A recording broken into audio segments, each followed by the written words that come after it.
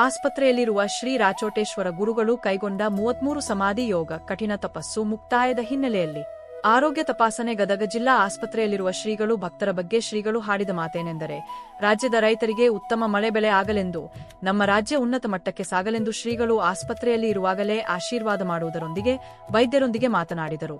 ವರದಿಗಾರರು ನಿಂಗಪ್ಪ ಮ್ಯಾಗೇರಿ. ಸ್ವಾಮೀಜಿಯವರ ಆರೋಗ್ಯ ಸ್ಥಿತಿ ಬಗ್ಗೆ ಒಂದು ಸ್ವಲ್ಪ ಸಂಕ್ಷಿಪ್ತ ವಿವರವನ್ನು ಕೊಡ್ತೇನೆ. ಸ್ವಾಮೀಜಿಯವರು ಬಂದಾಗಿನಿಂದ ಇಲ್ಲಿವರೆಗೂ ಕೂಡ ದಿನದಿಂದ ದಿನ ತಾಸಿನ ತಾಸಿಗೆ ಚೇತರಿಕೆಯನ್ನು ಕಾಣ್ತಾ ಸಂಪೂರ್ಣ ಆರೋಗ್ಯವನ್ನ ಪಡೆದಿದ್ದಾರೆ. ಇನ್ನೇನು ಸ್ವಲ್ಪ ದಿನಗಳಲ್ಲಿ ಅವರು ತಮ್ಮ ಮಠಕ್ಕೆ ಸೇರಿ ಮೊದಲಿನಂತೆ ಎಲ್ಲ ಕಾರ್ಯಗಳನ್ನ ಮತ್ತು ತಮ್ಮ ಸೇವೆಯನ್ನ ಮತ್ತು ಜನರಿಗೆ ಆಶೀರ್ವಾದವನ್ನ ಸಂಪೂರ್ಣವಾಗಿ ಮಾಡಲಿದ್ದಾರೆ. ಅದರ ಬಗ್ಗೆ ನಮಗೆ ಸಂಪೂರ್ಣವಾದ ನಂಬಿಕೆ ಇದೆ. ಹಾಗೂ ನಮ್ಮ ವೈದ್ಯ ಚಿಕಿತ್ಸಾ ತಂಡ ಸಾಕಷ್ಟು ವೈದ್ಯರು ಬಂದು ಪ್ರತಿನಿತ್ಯ ಅವರಿಗೆ ಸಾಕಷ್ಟು ಆರೋಗ್ಯದ ಎಲ್ಲ ಮಾರ್ಪಾಡುಗಳನ್ನು ಮಾಡಿ ಅವ್ರನ್ನ ಸಂಪೂರ್ಣ ಚಿಕಿತ್ಸೆಯನ್ನು ಮಾಡಿ ಆರಾಮ್ ಮಾಡಿದ್ದಾರೆ.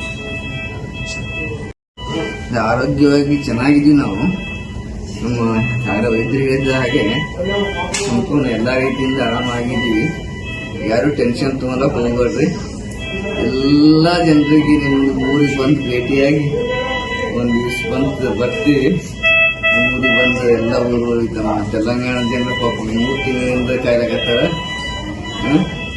తెలంగాణ ఫస్ట్ వాళ్ళకి మీ దగ్గర అందరి దగ్గరికి వస్తాను. ఎవరు ధైర్యం ఇవ్వకుంది. ఆరోగ్యంగా ఉన్నా నేను. ಆರೋಗ್ಯವಾಗಿದ್ದೀನಿ ನಾವು.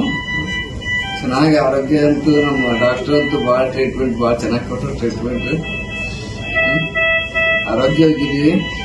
ಎಲ್ಲರಿಗೂ ಮೊದಲಂತ ಏನು ಹುಣ್ಣಿಮೆ ಅಮಾವಾಸ್ಯೆ ಅಂತರ್ಗಂತರು ತೆಲಂಗಾಣ ಬೆಳೆದು ಬರ್ತೀವಿ. ಏನು ಯೋಚನೆ ಮಾಡ್ಲಕ್ಕೆ ಹೋಗ್ಬೇಡ್ರಿ. ನಾವು ಆರೋಗ್ಯವಾಗಿದ್ದೀವಿ, ಚೆನ್ನಾಗಿದ್ದೀವಿ. ಸಂಪೂರ್ಣ ಆರೋಗ್ಯ ಒಂದು 2 ದಿವಸ ಅನ್ನಕತ್ತದ ಡಾಕ್ಟರ್. ಅವ್ರಿಗೊಂದು ಧೈರ್ಯ ಬರ್ಬೇಕಲ್ಲ. 2 ದಿವಸ ಪಾದಯಾತ್ರೆ ಮಾಡಿದೀವಿ ಅಂದ್ರೆ ಸ್ವಲ್ಪ ಒಂದು ಸಣ್ಣ ಪುಟ್ಟ 1-2 ವ್ಯತ್ಯಾಸ ಆಗ್ತಾವ.